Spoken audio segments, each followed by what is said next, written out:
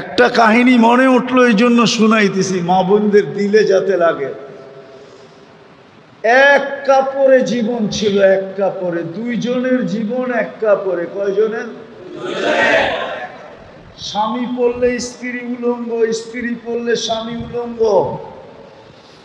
আল্লাহ রসুল সালাম ফিরাইতেন, ও উঠা দৌড় দিত। আল্লাহ রসুল একদিন জিজ্ঞাসা করছে, আমি সালাম ফিরাইতে দেরি, তুমি ভাবতে দেরি করো না, কারণটা কি? নামাজের পরে আমি কত কথা বলি, তুমি তো কিছুই শুনো না। তসবিহ তাহলিল আছে, তুমি পড়ো না। তো চোখের পানি ছেড়া বলতেছে, ইয়া রাসূল আল্লাহ, একটাই কাপড়, আমি পড়তে চলে আসছি, আপনি সালাম ফিরান, আমি ছুটা যাই, আমি যা খুলা দেই যেন আমার স্ত্রী আউয়াল ওয়াক্তে নামাজ পড়তে পারে। ইয়া রাসূল আল্লাহ, আমারও মনে চায় আপনার কথা শুনি। আল্লাহ রসুল পর্যন্ত চোখে পানি চলে আসছে, এরকম জীবন। ওই ঘরের কাহিনী শোনাইতেছি। স্বামী একদিন স্ত্রীর গালে চিমটে দিয়া বলতেছে, আমি জান্নাতি। স্বামী বলে, তোমাকে খবর দিল কে তুমি জান্নাতি? কারে না, আমি জান্নাতি। তিনবার বলার পরে বলছে, বলো তুমি কি করে জান্নাতি? সবরের জীবন চলতেছে, সবর। এক কাপড়ে দুইজনের জীবন, সবর করতেছি। আজ পর্যন্ত কোনো চাহিদা রাখি নাই, কোনো দিন বলি নাই যে আরেকটা কাপড় নিয়ে আসো। কোনোদিন চাহিদা ব্যক্ত করছি? স্বামী বলে না। তুমি যে কাপড় আনো না, এটার জন্য কোনোদিন মোক্কালা করছি, অভিযোগ করছি? বলছে না। বলছে সবরের বদলা আল্লাহ বলছে জান্নাত। আমি জান্নাতি, জান্নাতি, জান্নাতি। স্বামীর চেহারাটা কালো হয়ে গেছে, তো গালে চিমটি দিয়া বলতেছে, তুমিও জান্নাতি। আমি জান্নাতি কি করে? আমার মতো স্ত্রী পেয়ে কি খুশি হও নাই? শুকরিয়া আদায় করো না? তো বলতেছে, পাগলি, একবার ডেলি 100বার আল্লাহর শুকরিয়া আদায় করি যে আল্লাহ আমাকে কি ধরায় দিল, কি পাইলাম আমি। বলছে শুকুরের বদলাও জান্নাত, তুমিও জান্নাতি, আমিও জান্নাতি, কি জান্নাতে হবে, জান্নাতে। সোস আমার মা বোনরা যদি এরকম হয়ে যায়, তাহলে পুরুষদের পরিশ্রমও কমে যাবে। কমবে না? না কমবে না? দুই দলেই হাসতে হাসতে জান্নাতে চলে যাবে। মজা তো হবে প্রতি শুক্রবারে, যখন দুইজনই আল্লাহর দাওয়াতে যাবে। দাওয়াত খাওয়ার পরে যখন দুইজনেরই চেহারা চেঞ্জ হবে, তো নারীর আলাদা, পুরুষ আলাদা, উনি চেঞ্জ হবে, ভিডিও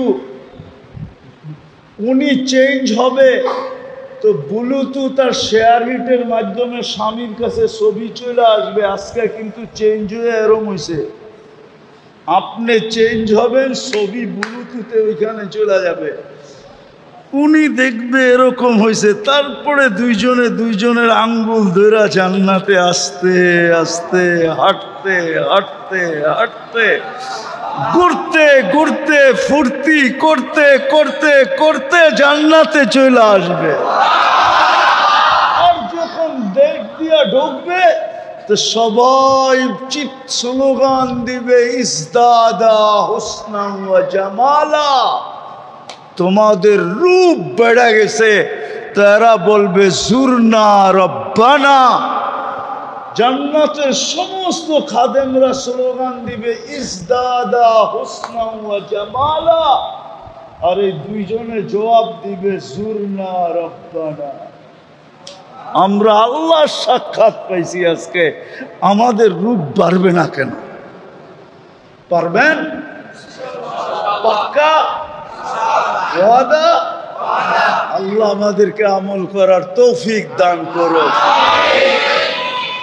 আমি আপনাদের কাছেও দোয়া চাবো, আমিও দোয়া করব, আল্লাহ যেন মা বোনদের দিলও চেঞ্জ করে দেয়। আজকে যেন সব মা বোন তওবা করে ওঠে যে সবরের জীবন কাটায় দিব, তারপরও আঁচলে বাঁধা জান্নাতকে যেতে দিস ছাড়বো না, হাতের কাছের পাওয়া জান্নাত ছাড়বো না। আল্লাহ আমাদেরকে আমল করার তৌফিক দান করেন। ওমা আলাইনা ইল্লাল বালাগ। যেমন ওষুধের ডোজ আছে না, ডোজ মাত্রা আছে, ঠিক না? মাত্রা অনুযায়ী খাইতে হয়, ঠিক না? পাওয়ার অনুযায়ী খাইতে হয়, ঠিক না? ডাক্তার পাওয়ার লেখা দেয় না ওষুধের, না নাই ওষুধে পাওয়ার? হ্যাঁ, 20, 50, 100, মাথা ব্যথারটা 500, ঠিক না? তো ঠিক মাত্রা অনুযায়ী খাইলেই আশা করা যাবে যে কাজ হবে। কি কোন? আপনি বলবেন 500টা কিনতে গেলে 50 টাকা লাগে, 250টা 25 টাকা, ওইটাই কিনা খায়া ফেলি, ঠিক না? হবে নাকি? আমাদের দিলের ভিতরও কথা গাঁথবে যদি আমরা আদেশ পুরা করি, এটাই মাত্রা। আল্লাহ আমাদেরকে এইভাবে শোনার তৌফিক দান করেন। সৃষ্টির ভিতরে আল্লাহ কাউকে স্বাধীনতা দেন নাই। কোন সৃষ্টিকে আল্লাহ ইচ্ছা স্বাধীনতা দেন নাই, শুধু একমাত্র আমাদেরকে ইচ্ছা স্বাধীনতা দিয়েছেন। ওলামা একমত হবে, কোন সৃষ্টিকে আল্লাহ ইচ্ছা স্বাধীনতা দেন নাই। ইচ্ছা স্বাধীনতা বোঝেন তো? যেমন খুশি তেমন চলা, যেমন খুশি।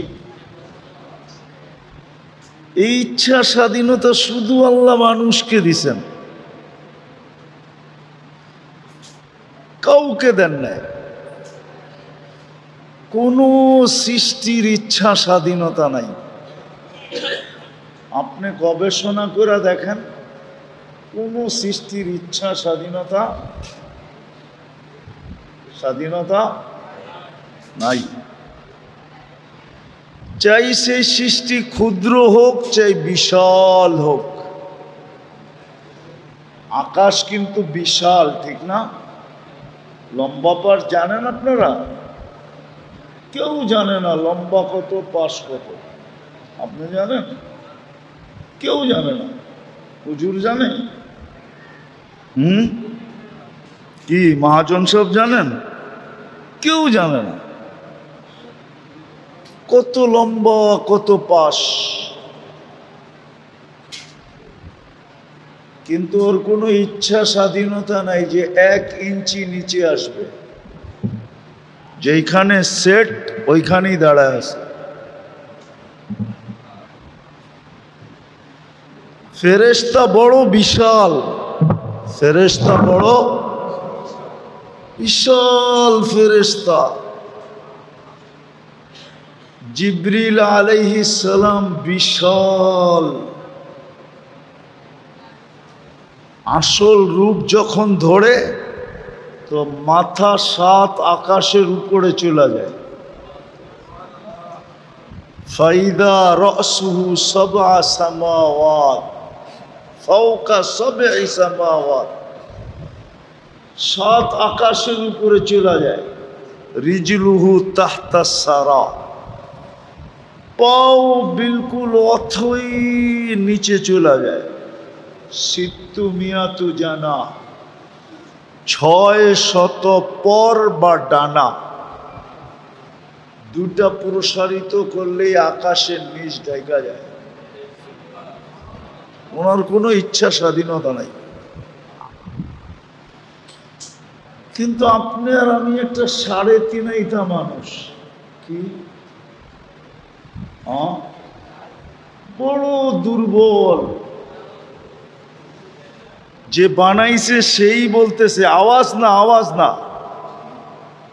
যে বানাইছে আওয়াজ করলে আজকে আমার মতো শুনেন, তাইলে আরেকদিন আবার আপনাদের এখানে আসতে মন চাবে। আর আজকে যদি হট্টগোল করেন তাইলে আরেকদিন আর আমার আসতে মন চাবে না। রাগ হয়েন না কিন্তু।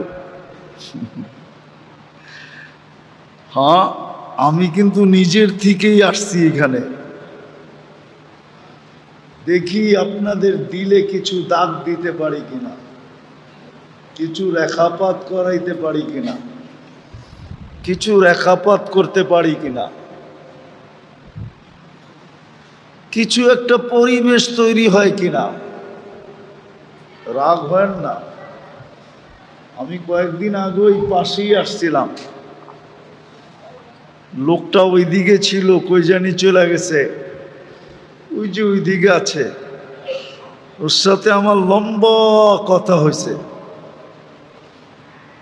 তারপরে আমি ভাবতেছিলাম যে কালকে আমি আল্লাহকে কি বলবো, যে আমি তো এত কাছে একদিনও এখানে আসি নাই। আপনারা আমাকে কখনো দেখছেন মিডিয়া ছাড়া? এই জন্যই আসছি। এই জন্য সবার পায়ে হাত দিয়া বলি আওয়াজ করব না, কেননা কথা উপর থেকে আসবে, এইখান থেকে না। উপর থেকে আল্লাহ কথা ডালবে। দোয়া করতে থাকেন কিছু এরকম কথা হোক, যে এইখানে একটা পরিবেশ তৈরি হোক। কি কি কি পরিবেশ? কেননা জান্নাত কিন্তু আপনাদের একবারে কাছে। জান্নাত একবারে একবারে আপনাদের মতো জান্নাত কাছে কারো নাই, কসম খোদার। ওটাই বুঝাইতে চাইতেছি, আপনাদের জান্নাত কিন্তু একবারে কাছে। কেননা আমি আমার দেশ চিনি, আমি আমার সমাজ চিনি। আমি এই দেশেই তো বড় হয়েছি, ঠিক না? এই দেশেই আমি ছিলাম, জন্ম এই দেশে, বড় হয়েছি এই দেশে। যদিও দুনিয়া ঘুরা বেড়াই, 103টা দেশ কিন্তু আমার দেখা হয়ে গেছে, কিন্তু আমি এই মাটির মানুষই। এই জন্য আমি এই সোসাইটি সম্বন্ধে জানি। সোসাইটি সম্বন্ধে আমি কি জানি। এই জন্যই বললাম জান্নাত আপনাদের খুব কাছে। আমি চাই না আপনাদের কাছ থেকে জান্নাত হারায় যাক। আমি চাই সবাই 3 থেকে 4টা কাজ করেন, আমি আপনাদেরকে জান্নাত লেখা দিতে পারি। কয়টা? 3 থেকে। মা বোনদেরকেও বেশি বলবো না, হয়তো একটা বেশি বলবো। কয়টা? আর একটা বেশি নাও বলতে পারি, দেখি হাদিসে কি আছে। শুধু যদি 3 থেকে 4টা কাজ করতে পারেন, পারবেন? দিলে হাত রাইখা বলতেছেন তো? হ্যাঁ, কঠিন কিন্তু হবে,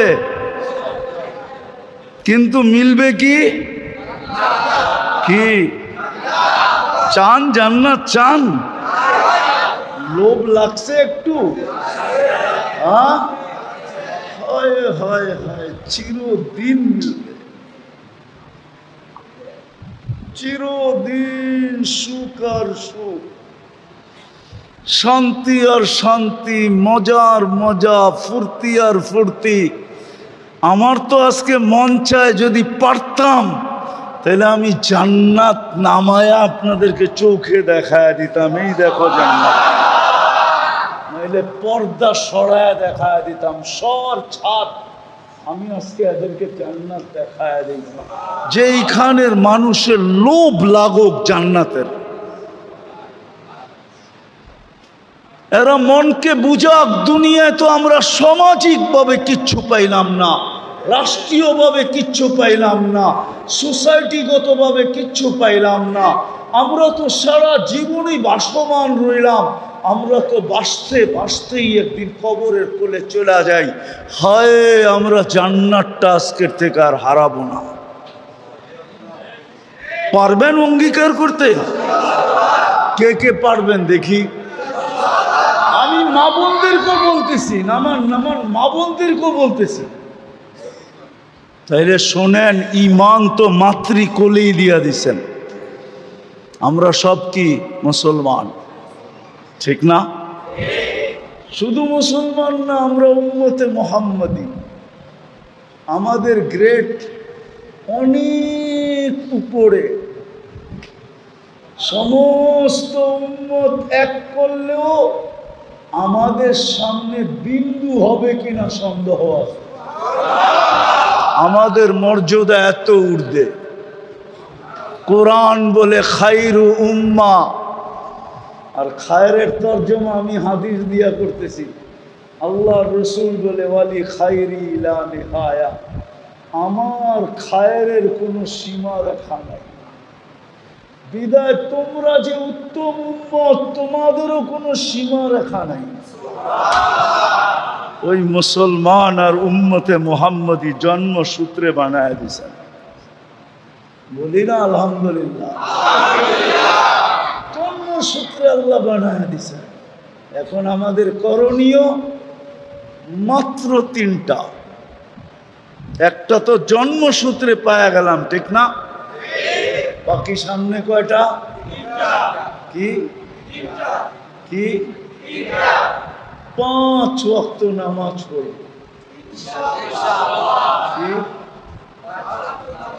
শুধু পড়বো না, আমাদের এই পরিবেশটাকে নামাজি বানাবো। পারবেন? পারবেন? রব্বে কাবার কসম, যদি 5 ওয়াক্ত নামাজি হইতে পারেন আর বানাইতে পারেন, জান্নাতের চাবি আপনার হাতে। আসসালাতু মিফতাহুল জান্নাহ, নামাজ জান্নাতের চাবি। চাবি পাইলে খুলতে কতক্ষণ? চাবি পাওয়া গেলে খুলতে 5 ওয়াক্ত নামাজ। আর আমি জানি আপনারা রোজায় বড় পাক্কা। হ্যাঁ, সত্য তো না? পাক্কা না? আমি শুনছি আপনারা নাকি রোজায় খুব পাক্কা। রোজার বলে আপনারা আপোষ করেন না। তাহলে রোজায় তো আপনারা পাক্কাই। 2টা হয়ে গেল, নামাজ আর নিজে নামাজি হব, পরিবেশকে নামাজি বানাবো। পারবেন? আর রোজায় তো আপনারা পাক্কাই।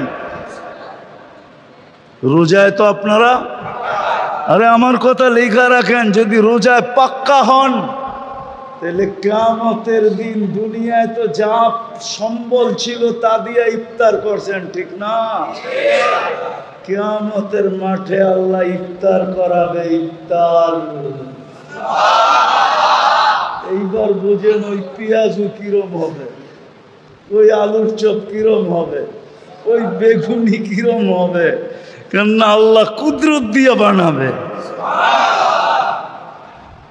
আর চতুর্থ হলো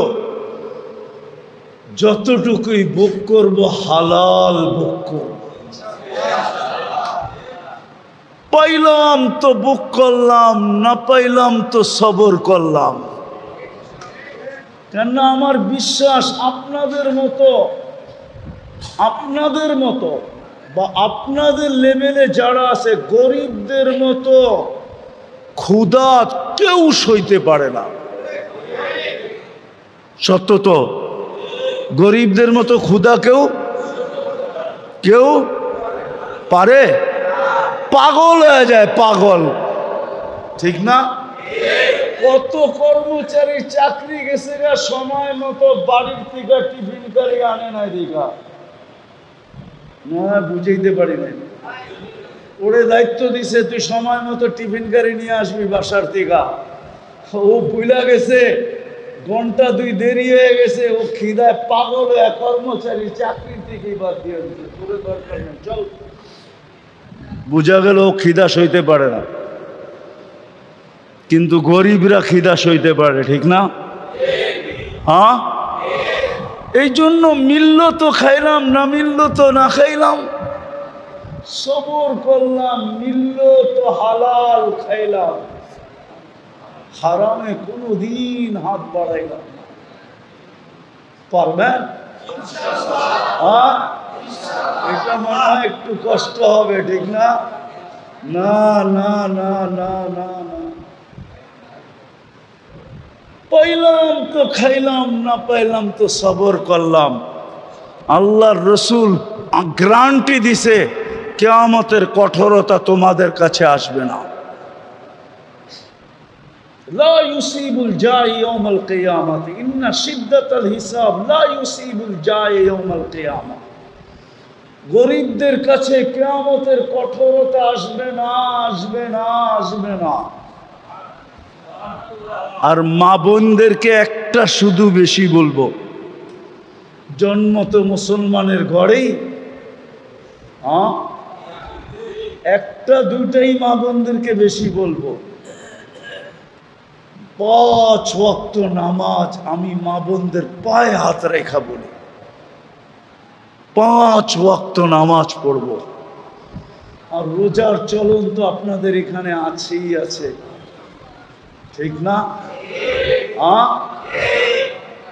কেননা হালাল ভক্ষণের কথা মা বোনদের, কেননা মা বোনদের দায় দায়িত্ব হলো পুরুষদের কাঁধে। কার কাঁধে? কার কাঁধে? মা বোনরা তৃতীয় যেটা করবে সেটা হলো শরীয়ত মোতাবেক পর্দা করবে। পর্দা কি? আমি মা বোনদের পায়ে হাত দিয়ে বলি, এই সময় যেই মহিলা পর্দা করবে, খোদার কসম মরতে দেরি, জান্নাত পাইতে দেরি করবে। একটু আগে বলি, ওকে প্রটোকল দিয়া ফেরেশতা নিয়ে যাবে, প্রটোকল দিয়া। প্রটোকল বুঝেন? আগে পিছে ফেরেশতা ওকে নিয়ে যাবে জান্নাতে, যদি শরীয়ত মতে পর্দা করে। আমরাও আমাদের স্ত্রী মেয়েদেরকে পর্দা করাই, এতটুক পারবেন না? এতটুকের বিনিময়ে চিরদিনের জান্নাত, সাজানো জান্নাত, যা চাবেন তা মিলবে, যা চোখে লাগবে তা মিলবে, মন চাহি জীবন আল্লাহ দিবে। এতটুকুর বিনিময়ে কসম খোদার, এর চেয়ে বেশি আপনাদের জন্য কিচ্ছু নাই। ঈমান তো মাতৃকুলে মিলে গেছে, নামাজ পড়া, রোজা রাখা আর হালাল ভক্ষণ করা। কি? পাইলে খাইলাম, না পাইলে না পাইলে। আল্লাহর রসুল পেটে পাথর বাঁধতে পারছে, আপনি পারবেন না কেন? আল্লাহর রসুলের ঘরে মাসের পর মাস চুলা জ্বলে না, আপনি পারবেন না কেন?